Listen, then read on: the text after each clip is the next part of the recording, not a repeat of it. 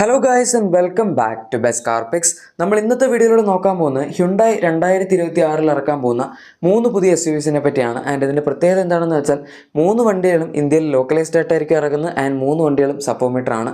അതിലൊരെണ്ണം electric വണ്ടിയാണ്, localised ആയിട്ടുള്ള അവരുടെ ക്രെറ്റ EVക്ക് ശേഷം വരാൻ പോകുന്ന രണ്ടാമത്തെ ഇലക്ട്രിക് വാഹനമായിരിക്കും ഇത്. അത് കഴിഞ്ഞിട്ട് പിന്നെ വരാൻ പോകുന്നത് നമ്മുടെ എക്സ്റ്റർ ഫേസ് ലിഫ്റ്റ് എന്ന് പറയുന്നു. നമുക്ക് അതിലേക്ക് വരാം, കാരണം ഇവരുടെ പുതിയൊരു വണ്ടിയുടെ ലീക്ഡ് ഇമേജ് വന്നിട്ടുണ്ടായിരുന്നു. ഇതല്ല, ഇത് ബയോണ്ട ഇൻ്റർനാഷണൽ സ്പൈ ഫോട്ടോസ് ആണ്. പക്ഷേ ഇത് ഇന്ത്യയിൽ ഒരെണ്ണം ടെസ്റ്റ് ചെയ്യുന്നുണ്ടായിരുന്നു. പിന്നെ അതിന് പുറമെ ഇപ്പോൾ നിങ്ങൾ കാണുന്ന ബയോണും നമുക്ക് ഇവിടെ കിട്ടുന്നതായിട്ട് പറയുന്നുണ്ടായിരുന്നു. അത് ആ പേരിൽ വരണമെന്നില്ല, പക്ഷേ കിയയ്ക്ക് സോണറ്റും സിറോസും ഒക്കെ ഉള്ളതുപോലെ ആയിരിക്കും ഹ്യുണ്ടാക്കിയത്. ഏതായാലും ഞാൻ ആദ്യം പറഞ്ഞ പോലെ നമ്മുടെ ഒരു പുതിയ ടെസ്റ്റിംഗ് വണ്ടി, അതാണ് നിങ്ങളിപ്പോൾ ഈ കാണുന്ന വണ്ടി. ഇത് ഏതാണ് വണ്ടി എന്നുള്ളതിനെ പറ്റി ആർക്കും പ്രത്യേകിച്ച് വലിയ ഐഡിയ ഒന്നുമില്ല. പക്ഷേ ഓൾറെഡി അവരിപ്പം പുതിയ ജനറേഷൻ വെന്യൂ ഇറക്കി. അപ്പോൾ പിന്നെ വെന്യൂ എന്തായാലും അല്ല, അതിൻ്റെ താഴത്തുള്ള ഒരു വണ്ടി തന്നെയായിരിക്കും അവരിനിപ്പോൾ ടെസ്റ്റ് ചെയ്യാനുള്ളത്.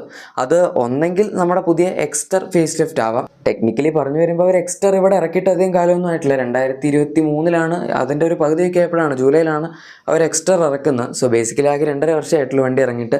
എന്നാലും ഇപ്പോഴും അത്ര ഭയങ്കര സ്ട്രോങ് ആയിട്ടുള്ള സെയിൽസ് ഉള്ളൊരു വണ്ടിയല്ല എക്സ്റ്റർ. ഇപ്പോൾ ഇതിൻ്റെ റൈവൽ എന്ന് പറയുന്നത് നമ്മുടെ ടാറ്റയുടെ പഞ്ചാണ്. പക്ഷേ പഞ്ച് എല്ലാ മാസവും ഒരു 12,000 13,000 ഒക്കെ ഈസി ആയിട്ട് വിൽക്കുന്നുണ്ട്. ചില മാസങ്ങളിൽ 18,000 വരെയൊക്കെ വിൽക്കുന്നുണ്ട്. പക്ഷേ എക്സ്റ്ററിൻ്റെ കാര്യത്തിൽ സെയിൽസ് എപ്പോഴും ഒരു 5,000 6,000 ആ റേഞ്ചിലൊക്കെ തന്നെ വന്നിട്ടുള്ളൂ. ഇനീഷ്യലി ലോഞ്ച് ആയ സമയത്ത് ഒരു 7,000 8,000 വരെയൊക്കെ മാക്സിമം പോയി. പക്ഷേ അത് കഴിഞ്ഞ് പിന്നെ നേരെ താഴത്തോട്ട് വീണ് ഈ 6,000 5,000 ഇടയിൽ തന്നെയാണ് സെയിൽസ് വന്നുകൊണ്ടിരിക്കുന്നത്. നിങ്ങളിപ്പോൾ സെയിൽസ് ചാർട്ട് എടുത്ത് നോക്കുകയാണെങ്കിലും അത്രേ ഉള്ളൂ. അതുകൊണ്ട് പഞ്ചിൻ്റെ ഒരു പ്രോപ്പർ കോമ്പറ്റീഷൻ പോലെ ഈ വണ്ടിക്ക് സത്യം പറഞ്ഞാൽ സെർവ് ചെയ്യാൻ പറ്റിയിട്ടില്ല. പക്ഷേ ഓവറോൾ പാക്കിംഗ് ഒക്കെ നോക്കുകയാണെങ്കിൽ പാക്കേജിംഗ് ഒക്കെ ഏകദേശം സെയിം ആണ്. രണ്ടിലും 1.2 ലിറ്റർ എണ്ണ പെട്രോൾ ഉള്ളത്, രണ്ടിലും മാനുവൽ ഉണ്ട് 5 സ്പീഡ്, അതുപോലെ 5 സ്പീഡ് AMT ഓട്ടോമാറ്റിക് ഉണ്ട്. പിന്നെ ഫീച്ചേഴ്സൊക്കെ ആണെങ്കിൽ ഈ വണ്ടി കുറച്ചും കൂടെ ഗ്രാൻഡ് ഐറ്റൻ നിയോസ് ഇൻസ്പയർഡ് അകത്ത് കൂടിപ്പോയി. അതായത് സെയിം ഗ്രാൻഡ് ഐറ്റൻ നിയോസിൻ്റെ ഇൻറ്റീരിയർ തന്നെയാണ് ഇവർ ഇതിൻ്റെ അകത്ത് എടുത്ത് വെച്ചത്. പ്രത്യേകിച്ച് ഒരു വ്യത്യാസമില്ലായിരുന്നു, എക്സ്റ്റീരിയറിൽ മാത്രമേ ഡിഫറൻസ് ഉണ്ടായിരുന്നുള്ളൂ. ചിലപ്പോൾ അത് ആൾക്കാരുടെ ഒരു ഡിസൈഡിങ് ഫാക്ടർ ആയേക്കാം. കാര്യം അകത്ത് കയറി കഴിഞ്ഞാൽ അത്യാവശ്യം പ്രീമിയം ഒക്കെയാണ്, പക്ഷെ എന്നാലും അഡ്ജസ്റ്റബിൾ അഡ്രസ്റ്റ് അങ്ങനത്തെ സാധനങ്ങളൊന്നുമില്ല. പിന്നെ ഇപ്പോഴും ഈ വണ്ടിയിൽ 8 ഇഞ്ചസിന് ഇൻഫോർടൈം സിസ്റ്റം ഉള്ളൂ. വയർലെസ് ചാർജറൊക്കെ പഞ്ചിൽ വന്നിട്ട് കുറച്ച് കാലമായി. പിന്നെ പഞ്ചിൽ നമുക്ക് വലിയ 10.25 ഇഞ്ചസിന് ഇൻഫോർടൈം സിസ്റ്റം ഒക്കെ കിട്ടുന്നുണ്ട്. ആൻഡ് ഈവൻ പഞ്ച് ഫേസ് ലിഫ്റ്റും ഈ അടുത്ത് ഇനിയിപ്പോൾ വരാൻ പോവാണ്. സോ അങ്ങനെയൊക്കെ നോക്കുമ്പം ഉറപ്പായിട്ടും എക്സ്റ്ററിന് ഒരു അപ്ഡേറ്റ് കൊടുക്കാനുള്ള സമയം ഏകദേശം ഇപ്പോൾ ആയിട്ടുണ്ട്. അതുകൊണ്ടായിരിക്കും ഹ്യുണ്ടായി ജസ്റ്റ് 3 വർഷത്തിനുള്ളിൽ തന്നെ ഈ വാഹനത്തിൻ്റെ ടെസ്റ്റിംഗ് തുടങ്ങിയത്. ഇനി അത് എക്സ്റ്റർ ഫേസ് ലിഫ്റ്റ് തന്നെ ആവണം എന്ന് യാതൊരു നിർബന്ധമില്ല. എക്സ്റ്ററിൻ്റെ ഫേസ് ലിഫ്റ്റ് ഏതായാലും വരും, കാരണം അവർക്ക് മാർക്കറ്റിൽ സസ്റ്റെയിൻ ചെയ്യണമെങ്കിൽ അതിനനുസരിച്ച് വണ്ടി അപ്ഡേറ്റ് ചെയ്തേ പറ്റുള്ളൂ. പക്ഷേ അതല്ലാതെ വേറൊരു പോസിബിലിറ്റി ഉള്ളത് അത് ബയോൺ ബേസ്ഡ് ആയിട്ടുള്ള SUV ആവാം എന്നും കൂടിയാണ്. പക്ഷേ ബയോൺ സത്യം പറഞ്ഞാൽ ഇൻ്റർനാഷണലി അവർ i20യുടെ ഒരു ക്രോസ് ഓവർ വേർഷൻ പോലെയാണ് കൊടുക്കുന്നത്. അതായത് ഇപ്പോൾ നമുക്ക് ഇവിടെ i20 ആക്റ്റീവ് ഇല്ല, പക്ഷേ i20 ആക്റ്റീവ് ഉണ്ടായിരുന്നെങ്കിൽ അതെങ്ങനെ ഉണ്ടായേനെ എന്നുള്ളതാണ് സത്യത്തിൽ പുറത്ത് വരുന്ന ബയോൺ. അതുകൊണ്ട് അത് ബേസ്ഡ് ആയിട്ടുള്ള ഒരു വണ്ടി ഇവിടെ ഇറക്കുമെന്നും ഉണ്ടാവുള്ളൂ, അല്ലാതെ അതിൻ്റെ സെയിം ഡിസൈൻ അതങ്ങനെ തന്നെ എടുത്ത് വെക്കണമെന്നില്ല. നിങ്ങളിപ്പോൾ മറ്റേ ടെസ്റ്റ് ചെയ്യുന്ന വണ്ടി കണ്ടു കഴിഞ്ഞാൽ അത്യാവശ്യം ഒരു ബോക്സി ലുക്ക് പോലെയൊക്കെ തോന്നും, പക്ഷേ ബയോൺ സത്യത്തിൽ അങ്ങനെ ഒരു ബോക്സി ലുക്കേ അല്ല. ഇനി അടുത്തത് ഹ്യുണ്ടായുടെ മാസ് മാർക്കറ്റ് SUV ആയിരിക്കും ഇത്. അതായത് മാസ് മാർക്കറ്റ് SUV എന്ന് പറഞ്ഞാൽ ഇലക്ട്രിക് മാസ് മാർക്കറ്റ് SUV ആയിരിക്കും സപ്പോമീറ്റർ കാറ്റഗറിയിൽ. അവർ ഓൾറെഡി ഒരു മാസ് മാർക്കറ്റ് EV ആയിട്ട് ഇറക്കിയത് ക്രെറ്റ ഇലക്ട്രിക് ആണ്. അതിപ്പോൾ കഴിഞ്ഞ വർഷം വന്നിട്ടേ ഉള്ളൂ. അത്യാവശ്യം ഡീസൻ്റ് ആയിട്ടുള്ള റിസപ്ഷനാണ് കിട്ടുന്നത്, കാരണം പ്രൈസ് ഒരിത്തിരി ഹൈ ആയിരുന്നു. കോമ്പറ്റീഷൻ അത്യാവശ്യം ഇഷ്ടം പോലെ വണ്ടികൾ വന്നു. മഹീന്ദ്രയുടെ ഇലക്ട്രിക് വാഹനങ്ങളൊക്കെ കഴിഞ്ഞ വർഷമാണ് വന്നത്. ഇത് കുറച്ചും കൂടെ അഫോർഡബിൾ ആയിട്ടുള്ള ഒരു കോമ്പറ്റേറ്റീവ് സ്പേസിലായിരിക്കും വരാൻ പോകുന്നത്. നമ്മുടെ പഞ്ച് EV, അതുപോലെ നെക്സോൺ EV, പിന്നെ വിൻസർ EV ആയിട്ടൊരു പരിധി വരെ വേണമെങ്കിൽ പറയാം, കാരണം ഇതിൻ്റെയൊക്കെ പ്രൈസ് ഇപ്പോൾ ഏകദേശം ഒരുപോലെയാണ്. ഇതിൻ്റെയൊക്കെ ഒരു കോമ്പറ്റീഷനിലായിരിക്കും ഈ വാഹനം വരുന്നത്.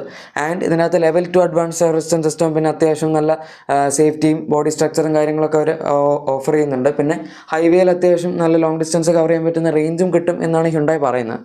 പക്ഷെ അതിൽ ചെറിയൊരു പ്രശ്നം എന്താണെന്ന് വെച്ചാൽ ക്രെറ്റയിൽ തന്നെ അവർ അത്യാവശ്യം വലിയ ബാറ്ററി ഒന്നും അല്ല കൊടുക്കുന്നത്. നമുക്ക് ആകപ്പാടെ കിട്ടുന്ന 41 kWh 52 kWh ഒക്കെയാണ്. സോ അതൊക്കെ വെച്ച് നോക്കുമ്പം ഈ വണ്ടിയിൽ എത്രത്തോളം വലിയ ബാറ്ററി കൊടുക്കാൻ പറ്റും എന്നുള്ളതൊരു ക്വസ്റ്റ്യനാണ്. പക്ഷെ എന്നാലും ഒരു 350-400 കിലോമീറ്റേഴ്സിനടുത്തൊക്കെ റിയൽ ലൈഫ് റേഞ്ച് കിട്ടുന്ന രീതിയിൽ വണ്ടി ഇറക്കുകയാണെങ്കിൽ വലിയ കുഴപ്പമില്ലായിരിക്കും. ഞാനിപ്പോൾ ഇവിടെ വെന്യൂ കാണിക്കുന്നത് സപ്പോമീറ്റർ വണ്ടി ആയതുകൊണ്ടും ഇലക്ട്രിക് ആയതുകൊണ്ടും ഏകദേശം അതിൻ്റെ റെഫറൻസ് ആയിട്ടാണ്. പിന്നെ ചിലവർ ഇതിൻ്റെ പേര് വെന്യൂ ഇലക്ട്രിക് എന്നായിരിക്കും എന്നും പറയുന്നുണ്ട്, ആൾക്കാർക്ക് കുറച്ചും കൂടെ പെട്ടെന്ന് അസോസിയേറ്റ് ചെയ്യാനായിട്ട്. ഇപ്പോൾ ഒരു എൻറ്റയർലി പുതിയ വണ്ടി പോലെ ഇറക്കുകയാണെങ്കിൽ ചിലപ്പോൾ അങ്ങനെ പെട്ടെന്ന് മാർക്കറ്റ് പിടിക്കണമെന്നില്ലല്ലോ. അപ്പോൾ അതുകൊണ്ട് എക്സിസ്റ്റിംഗ് വണ്ടിയുടെ പേര് വെച്ചിട്ട് ഒരു സ്കേറ്റ് ബോർഡ് EV ആർക്കിടെക്ചർ പോലത്തെ പോലത്തെ ഒരു പ്ലാറ്റ്ഫോമിൽ വണ്ടി ഇറക്കി കഴിഞ്ഞാൽ ചിലപ്പോൾ ആൾക്കാർക്ക് ഗ്രാസ്പ് ചെയ്യാം എന്നുള്ള രീതിയിലായിരിക്കാം അങ്ങനത്തെ റൂമേഴ്സ് ആയിരുന്നു. പക്ഷേ ഇതൊക്കെ ജസ്റ്റ് റൂമേഴ്സാണ്, ശരിക്കുള്ള ഈ വണ്ടിയുടെ പേരൊന്നും പറഞ്ഞിട്ടില്ല. പിന്നെ ഇതിൻ്റെ ലോഞ്ച് ആണെങ്കിലും 2026 അവസാനത്തോടു കൂടിയൊക്കെ ഉണ്ടാവുള്ളൂ എന്നാണ് പറയുന്നത്.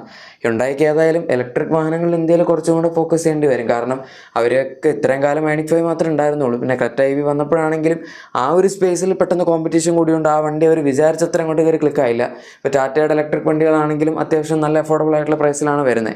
നമുക്ക് ഏകദേശം ഹാരിയർ EV ഒക്കെ വാങ്ങാൻ പറ്റുന്ന പ്രൈസിലാണ് ഹ്യുണ്ടായുടെ ക്രെറ്റ ഇലക്ട്രിക് ഉള്ളത്. അതുപോലെ തന്നെ കിയയുടെ ക്ലാവിസ് EV വരുന്നത്.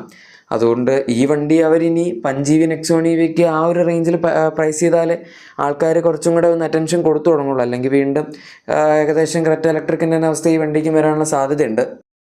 ഇനി അടുത്ത നമ്മുടെ ഈ ലിസ്റ്റിലെ അവസാനത്തെ വാഹനമായ ഹ്യുണ്ടായി ബയോൺ ആണ്. നിങ്ങളിപ്പോൾ കാണുന്നതാണ് ശരിക്കുള്ള ഇൻ്റർനാഷണലി വരുന്ന ബയോൺ. ആൻഡ് ഈ വണ്ടി ഞാൻ നേരത്തെ പറഞ്ഞാൽ i20 ബേസ്ഡ് ആണ്. പക്ഷേ എക്സ്റ്റീരിയർ ഡിസൈനൊക്കെ നന്നായിട്ട് റീവർക്ക് ചെയ്തിട്ടുണ്ട്. കുറച്ച് കണക്റ്റഡ് DRLസും അതുപോലെ ഭയങ്കര സ്ലിം ലൈറ്റ്സ്, അതിൻ്റെ താഴത്തായിട്ട് മെയിൻ ഹെഡ് ലൈറ്റ്സ് അങ്ങനെയൊക്കെ കൊടുത്ത് മൊത്തത്തിൽ ഒരു ഡിസൈൻ ഫ്ലെയർ അല്ലെങ്കിൽ ഭയങ്കര ഒരു ക്രോസ് ഓവറിഷ് ഡിസൈനാണ്, അല്ലാതെ ഒരു SUV ടൈപ്പ് ഡിസൈൻ ഒന്നും പറയാൻ പറ്റില്ല. ഇപ്പോൾ ഇതിൻ്റെ റിയറൊക്കെ ആണെങ്കിലും സംഭവം പക്ക i20 ആണ്. ഇപ്പോൾ സൈഡ് നോക്കുകയാണെങ്കിൽ ഡോർസ് i20യുടെ ആണ്, അങ്ങനെ എല്ലാ i20യുടെ ആണ്. പക്ഷേ ഈ വണ്ടി ബേസ്ഡ് ആയിട്ടുള്ള ഒരു പ്രീമിയം സപ്പോമീറ്റർ SUV ഹ്യുണ്ടായി ഇന്ത്യയിൽ ഇറക്കുന്നതിനെ പറ്റി റൂമേഴ്സ് ഉണ്ടായിരുന്നു. അതുകൊണ്ടാണ് ഈ വണ്ടിയെ പറ്റി പറയുന്നത്. പിന്നെ ഇത് ഇൻ്റർനാഷണലി സപ്പോമീറ്റർ അല്ല, 4.1 മീറ്റേഴ്സിന് ഏകദേശം അടുത്തായിട്ട് നിൽക്കുന്ന ഒരു വാഹനമാണ്. പക്ഷേ ഇന്ത്യയിലേക്ക് വരുമ്പോഴേക്കും സപ്പോമീറ്റർ ആക്കും. കാരണം സപ്പോമീറ്റർ ആക്കാണ്ടിരിക്കാൻ പറ്റില്ല, എന്നാലേ അവർക്ക് ടാക്സിൻ്റെ ഗുണങ്ങളെല്ലാം കിട്ടുള്ളൂ. പിന്നെ ഈ വണ്ടിയിൽ ഹ്യുണ്ടായുടെ പുതിയ 1.2 ലിറ്റർ എഞ്ചിൻ ബേസ്ഡ് ആയിട്ടുള്ള ഹൈബ്രിഡ് സിസ്റ്റം ഡെബ്യൂ ചെയ്യും എന്ന് പറയുന്നുണ്ട്.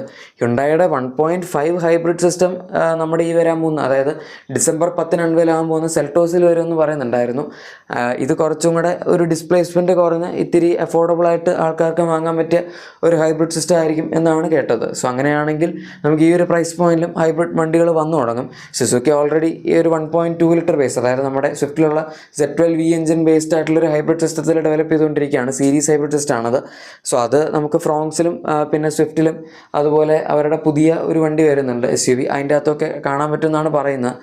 ആ ഒരു ടൈം ലൈനിലൊക്കെ തന്നെയായിരിക്കും മിക്കവാറും ഈ വണ്ടിയും വരാൻ പോകുന്നത്. ഇതിൻ്റെ എക്സാക്റ്റ് ലോഞ്ച് ടൈം ലൈൻ പറഞ്ഞിട്ടില്ല, പക്ഷേ 2026 മിഡ് ടു 2026 എൻഡിൻ്റെ ഇടയിൽ വരും എന്നാണ് പറയുന്നത്. അതുകൊണ്ട് തന്നെ ഹ്യുണ്ടായി അടുത്ത വർഷം, അതായത് 2026 3 പുതിയ SUVs ആണ് ഇറക്കുന്നത്. ആൻഡ് അത് 3 സബ്ഫോമീറ്റർ SUVs ആണ്. അതാണ് നമ്മുടെ സ്റ്റാർട്ടിങ്ങിൽ ഉണ്ടായിരുന്നത്. ഇതിലേത് വണ്ടിക്ക് വേണ്ടിയാണ് നിങ്ങൾ ഏറ്റവും കൂടുതൽ ഇൻട്രസ്റ്റഡ് ആയിട്ടുള്ളത്? അതുപോലെ ഈ സെയിം ലുക്കിൽ ബയോൺ ഇന്ത്യയിലേക്ക് കൊണ്ടുവന്നു കഴിഞ്ഞാൽ അത് ക്ലിക്കാവോ ഇല്ലയോ എന്നുള്ളതൊക്കെ നിങ്ങൾ പറയുക. പിന്നെ ഈ ഫോർമുല ആക്ച്വലി ഇത്തിരി വേസ്റ്റ് ആയിട്ടുള്ളൊരു സംഭവമാണ്. കാരണം കിയ സിറോസ് വെച്ച് ട്രൈ ചെയ്തെങ്കിലും അത് അത്ര അങ്ങോട്ട് പോപ്പുലർ ആയില്ല. സിറോസിൻ്റെ പെർ മന്ത് സെയിൽസ് വളരെ മോശമാണ്. ഇപ്പോൾ ചില മാസങ്ങളിൽ 500 to 1000 ഇടയിലൊക്കെയാണ് അതിന് വരാറ്. മിക്ക മാസങ്ങളിലും 1000 താഴെയാണ് സെയിൽസ് ഉണ്ടാവാറുള്ളത്. അപ്പോൾ ഹ്യുണ്ടായി ഇങ്ങനൊരു അപ്രോച്ച് എടുക്കേണ്ട ആവശ്യം ഉണ്ടായിരുന്നു എന്നുള്ളതാണ് ഞാൻ ആലോചിക്കുന്നത്. അവർക്ക് ഓൾറെഡി വെന്യൂ വെച്ച് അത്യാവശ്യം നന്നായിട്ട് പെർഫോം ചെയ്യാൻ പറ്റും. കാരണം അതിൻ്റെ പ്രൈസിങ്ങും അതുപോലെ ഓവറോൾ ഫീച്ചേഴ്സും എല്ലാ കാര്യങ്ങളും അത്യാവശ്യം നല്ലതാണ്. ഇനിയിപ്പോൾ ഈ വണ്ടി വെച്ച് അവരെന്താ ചെയ്യാൻ പോകുന്നത് നമുക്ക് നോക്കാം. എനിവേ നിങ്ങളുടെ എക്സിസ്റ്റിംഗ് വാഹനത്തിന് എന്തെങ്കിലും ആക്സറീസ് ക്ലീനിങ് പ്രൊഡക്ട്സ് ഒക്കെ ആണെങ്കിൽ നമ്മുടെ ഡിസ്ക്രിപ്ഷൻ അല്ലെങ്കിൽ പ്രൊഡക്റ്റ് ടാഗ് ചെക്കൗട്ട് ചെയ്യുക. വീഡിയോ ഇഷ്ടപ്പെട്ടെങ്കിൽ മറക്കാതെ തന്നെ ലൈക്കും സബ്സ്ക്രൈബും ഷെയറും കൂടെ ചെയ്ത് നമ്മളെ സപ്പോർട്ടും കൂടെ ചെയ്തേക്കാം. നമുക്ക് മറ്റൊരു വീഡിയോയിൽ കാണാം. അതുവരെ thank you for watching my video and goodbye.